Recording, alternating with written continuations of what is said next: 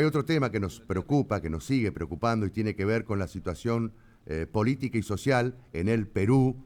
Vamos a conocer las últimas informaciones con nuestro analista Enzo Helguera. Enzo, ¿cómo te va? Buen día.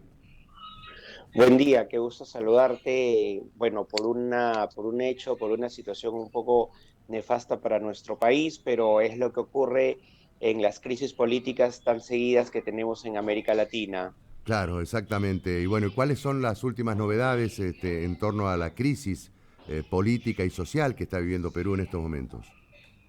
Bueno, el día de hoy el país amanece un poco más tranquilo, sobre todo en Lima metropolitana. Las Mm. provincias sigue teniendo algunos problemas con algunos paros aislados. Ujú. Se habla de un quinto muerto tras las protestas y enfrentamientos. Se investigará evidentemente las responsabilidades porque en este tipo de protestas también hay siempre grupos vandálicos o delincuenciales infiltrados y que aprovechan para hacer saqueos y atacar bienes públicos. Es importante también mencionar que políticamente el 80% de la población está pidiendo que el presidente Castillo renuncie y que también los parlamentarios cierren las puertas del Parlamento y se retiren y que haya una nueva convocatoria a elecciones generales. Es De hecho, decir, algunos parlamentarios también lo comparten.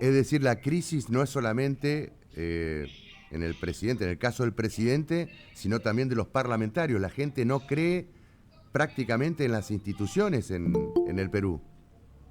Bueno, sí, de hecho, tampoco es que les falte razón, porque si nos ponemos a analizar en un contexto claro y frío, podemos hablar que hay una medida importante en la cual los parlamentarios han priorizado una agenda política con la finalidad de hacerse del poder y vacar a Castillo y además de no aceptar los resultados electorales. Ujú. Y por tanto, por el lado de Castillo, también en enfrascarse en dichos enfrentamientos sin mucha posibilidad de éxito o de un éxito relativo en las negociaciones para evitar hasta este momento los impeachment.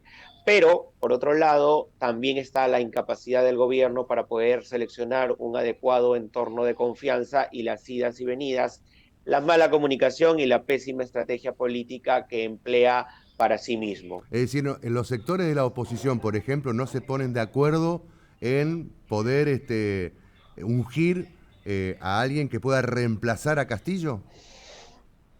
No, de hecho, ahorita no se ponen de acuerdo por la vacancia de Castillo, Ajá, porque en caso de que Castillo, digamos, fuera aguacado por el Parlamento, quien asume la presidencia sería Dina Boluarte, ajá. la primera vicepresidenta, Ujú. la cual no ha descartado renunciar, pero en el fondo, tras el análisis comunicacional que puedo hacer, yo creo que sí se quedaría, no es que renunciaría por más que no haya Claro, descartado en nada. definitiva, si Eh, renuncia Castillo, asume la vicepresidenta primera.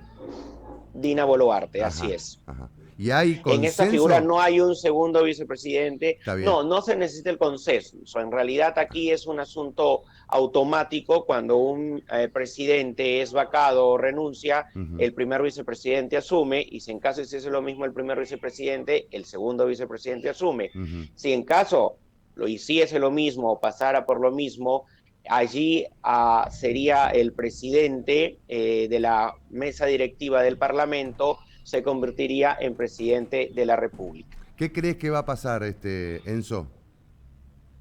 Bueno, las tensiones cada vez son más complicadas.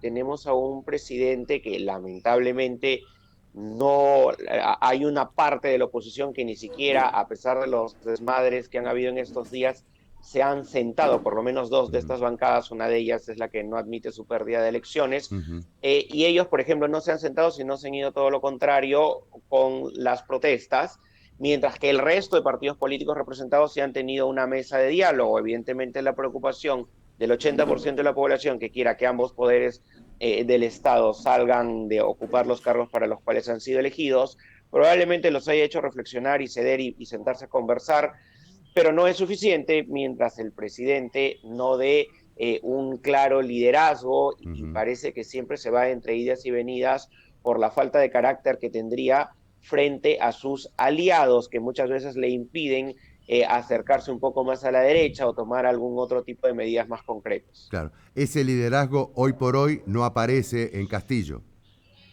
Así es, uno puede tener propósito de enmienda como sí lo ha mostrado el presidente, pero no es suficiente, necesitas mostrar cambios, no necesitas esperar que la crisis te reviente en la cara, porque sabías muy bien que el precio de los comestibles, de los insumos, del combustible, etcétera, del tema de los fertilizantes iba a subir. Claro. Era natural tras la guerra y el conflicto que tiene Rusia. Ujú. Entonces, aquí solamente había que aplicar lo que la economía dice, hacer subsidios, descontar impuestos, etcétera, para los alimentos de primera necesidad. Nosotros tenemos una economía bastante sana, lideramos un crecimiento en primer lugar en América Latina, por encima de México, Brasil y Chile. Ujú. Entonces, en realidad, este tipo de medidas, por supuesto que son plausibles. Ya hemos tenido una pandemia y sabemos cómo se encarecen los alimentos tras algunas restricciones. Con la guerra esto ya no debió ser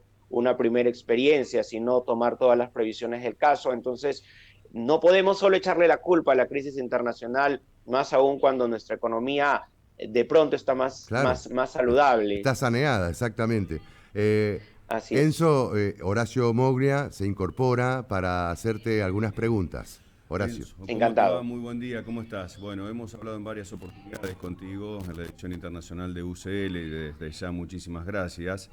La pregunta es la que venimos haciendo hace 2 o 3 años atrás. La inestabilidad política en lo que es un presidente en el Perú tiene un rasgo muy particular por esta famosa cláusula que tienen ustedes, nosotros le decimos de ejecución o de cesantía para un presidente.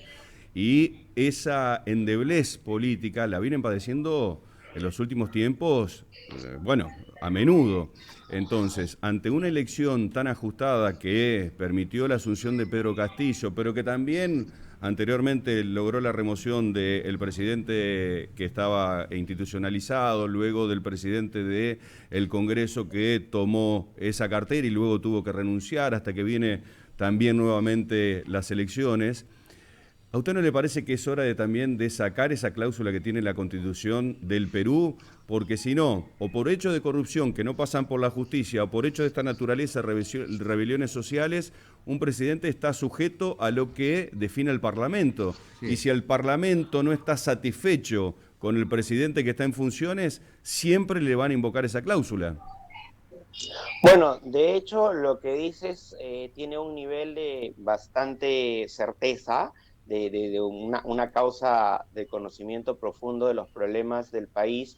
El asunto es que nosotros optamos por un modelo semipresidencialista y esto, evidentemente, a través de esa cláusula, supuestamente busca equilibrar el poder en cuanto a las posibilidades que tiene el Parlamento y el presidente, porque el presidente también, ante 2 veces negada la confianza a su gabinete o a él mismo, puede, digamos, cerrar el Congreso constitucionalmente hablando. Esa es un poco la herencia del fujimorismo que hemos tenido. Ahora, es cierto también, como bien lo mencionas, en el anterior quinquenio, gracias a eso hemos tenido 4 presidentes de la República en un solo quinquenio y ahora con esta inestabilidad probablemente esta amenaza nuevamente vuelve a circular y además con un Congreso experimentado en Bacar. Por supuesto que la historia no es la misma porque esta vez quienes perdieron las elecciones, hablo del fujimorismo, no tiene las herramientas ni la mayoría parlamentaria porque si no esto ya hubiese ocurrido. Correcto. Enzo, ¿y usted considera que un presidente puede ejercer algún tipo de cambio político si no tiene nunca sustento y legitimidad política más allá de unas elecciones que también observamos que fueron realmente muy atomizadas en el Perú? ¿Cuánto hubo? ¿18 propuestas? Sí, claro, 18 partidos habilitados para una competencia que además tiene otro segundo arista. Somos uno de los países que tiene segundas vueltas. Entonces, en la primera vuelta hay un fraccionamiento con una pequeña representación de cada uno de los partidos políticos y tenemos al final el problema pues de que el presidente llega con una bancada bastante pequeña, la segunda o tercera del Parlamento, porque de hecho muchas veces en primera vuelta no alcanza siquiera un número importante de votaciones. Entonces, es prácticamente gobernar en alianzas o dependiendo de otros partidos políticos, y las crisis que finalmente tenemos dependemos o nos hace depender demasiado del Parlamento, casi como una especie de sistema europeo, ¿no? Enzo, la verdad que te estoy escuchando y estoy pensando en la situación de Argentina, y si ustedes han tenido durante un quinquenio 4 presidentes, me parece que dijiste, y tienen la economía saneada, bueno, no sé, Horacio, acá en la Argentina qué hubiera pasado, ¿no? Bueno, supimos tener 5 también presidentes, bueno, en una plena bien, crisis, pero ¿no? se superó esa crisis. Y la crisis se profundizó, económica. Se profundizó a lo largo del tiempo, claro. Pero en aquel momento se había superado, ¿no? Pero fíjate vos cómo está de bien la economía peruana, o en todo caso cómo han separado las crisis políticas de la situación económica. Sí. Me dejás que le hago la última pregunta justamente con lo que dice Víctor. ¿Cómo está en materia de pobreza, de indigencia y del tema económico Perú hoy, más allá de la crisis y revuelta social? Bueno, el que haya crisis no quiere decir que no nos afecte, pero sí nos ha afectado bastante menos que a los países de América Latina.